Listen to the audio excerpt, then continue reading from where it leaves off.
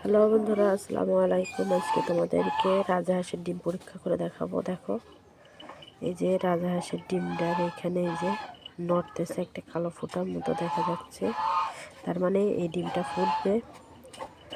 তোমরা অবশ্যই 10-12 দিন বসানোর পর 10-12 দিন পর চেক করবা। চেক করার পরে বুঝতে পারবা যে এই ডিমটা ফুটবে কি ফুটবে না।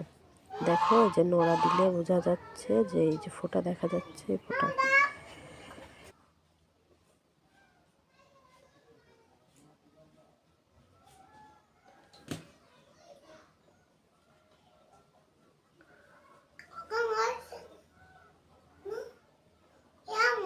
জি,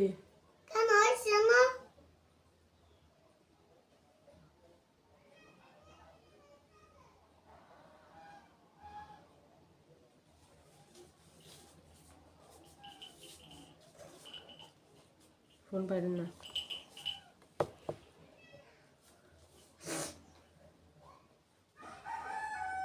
ও ধরতে কিন্তু বারণ দিছি।